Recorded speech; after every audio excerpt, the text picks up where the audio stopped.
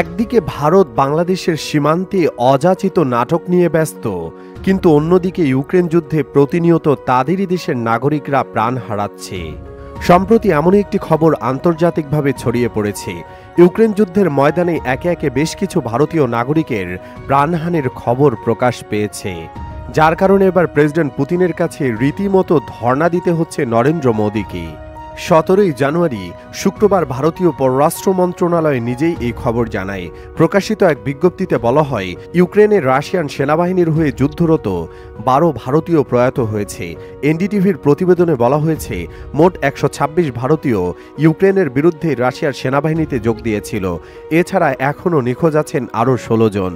পররাষ্ট্র মন্ত্রণালয় আরও জানিয়েছে, রাশিয়ায় আটকে পড়া যুদ্ধে লড়াইরত সব ভারতীয় নাগরিকের মুক্তি এবং প্রত্যাবাসনের জন্য আমরা রাশিয়ান কর্তৃপক্ষের সঙ্গে অবিরাম যোগাযোগ রাখছি। সংশ্লিষ্টদের ধারণা, মোদী সরকারকে নিজ নাগরিকদের প্রাণ রক্ষা করতে এখন পুতিনের কাছে সরাসরি আবেদন করতে হবে। এদিকে ভারত গত বছরে বলেছিল, তারা একটি বড় অবৈধভাবে মানুষ কেড়ে নেওয়ার নেটওয়ার্কের তথ্য পেয়েছে।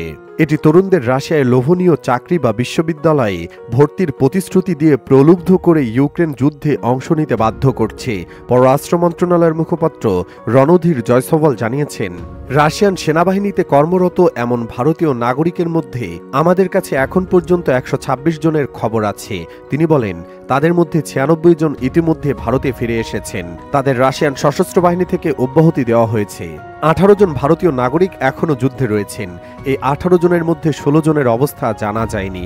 রাশিয়ান কর্তৃপক্ষ তাদের নিখোঁজ ব্যক্তি হিসেবে শ্রেণীবদ্ধ করেছে। এখন পর্যন্ত 12 জন ভারতীয় নাগরিক যুদ্ধে প্রাণ হারিয়েছেন। অনেকের মতে, চাকরি নিয়ে বিদেশে গিয়ে হেনস্থা হওয়ার নতুন ধরনের ঘটনা ভারতের কেন্দ্রীয় নরেন্দ্র মোদী সরকারের বিড়ম্বনা বাড়াচ্ছে। আর ইউক্রেন যুদ্ধ শুরুর পর রাশিয়ায় চাকরি প্রত্যাশী ভারতীয় নাগরিকদের হাল সরকারের নতুন চিন্তা, যার ফলাফল বহু খোঁজ করা সত্ত্বেও সে দেশে যুদ্ধে যাওয়া 16 ভারতীয় নাগরিকের কোনো সন্ধান না পাওয়া এবং 12 জন নাগরিকের ইতিমধ্যে প্রাণ হারানো। সরকারি বয়ানে স্বীকার করা হয়, ইউক্রেন যুদ্ধ শুরুর পরে মোট 126 ভারতীয় নাগরিক রাশিয়ার সেনাবাহিনীতে যোগ দেওয়ার খবর মিলেছে। উদাহরণস্বরূপ জানা যায়, জম্মু কাশ্মীরের 27 বছর বয়সী এক তরুণ এই ঘটনার ভুক্তভোগী। তিনি চণ্ডীগড় থেকে স্নাতক করার পর দেশেই এক সংস্থায় মাসে 30,000 রুপির বেতনে চাকরি করছিলেন। 2023 সালে কয়েকজন দালাল তাকে বেশি টাকার চাকরির লোভ দেখান। বলেন, তাদের সঙ্গে বিদেশে গেলে দেশে 1 বছরের বেতন 1 মাসেই পাওয়া যাবে। সেই প্রলোভনে পা দিয়ে রাশিয়ায় গিয়ে তরুণরা বুঝতে পারেন চাকরিটা রুশ সেনাবাহিনীতে।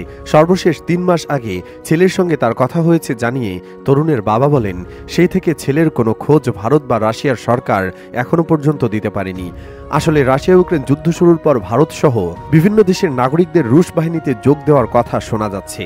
নেপাল, ঘানা, ইয়েমেন সহ বেশ কিছু দেশের ভাড়াটে সৈন্যের উপস্থিতির কথা শোনা গেছে। অধিকাংশকে নিয়ে যাওয়া হয়েছে ভালো চাকরির ভুয়া প্রতিশ্রুতি দিয়ে। কিন্তু ভারতীয় সরকারি সূত্রের এক অংশ গণমাধ্যমকে বলে, ভারতীয়দের অনেককে যুদ্ধক্ষেত্রে নিয়ে যাওয়া হলেও তাদের সবাইকে লড়াই করতে পাঠানো হয়নি। যুদ্ধক্ষেত্রে ফ্রন্টলাইনে বাহিনীর জন্য রান্না, ফরমেশ খাটা এবং বিভিন্ন ধরনের কাজে অনেককে নিয়োগ করা হয়েছে। গত বছরের জুলাইয়ে রুশ প্রেসিডেন্ট ভ্লাদিমির পুতিনের সঙ্গে এই ব্যাপারে কথা বলেন ভারতীয় প্রধানমন্ত্রী নরেন্দ্র মোদী। তিনি ওই সময় ভারতীয়দের ছেড়ে দেওয়ার অনুরোধ জানান। গত অক্টোবরে কাজান ব্রিক্স সম্মেলনে বিষয়টি নিয়ে পুতিনের সঙ্গে আবারও কথা বলেন মোদী। তাদের বৈঠকের পর পুতিন প্রধানমন্ত্রী মোদীকে আশ্বস্ত করেছিলেন, রাশিয়া সব ভারতীয়কে অব্যাহতি দেবে। তবে সেই প্রতিশ্রুতি এখনও পূরণ হয়েছে কিনা তা নিয়ে নিশ্চিত কোনো তথ্য প্রকাশ করা হয়নি।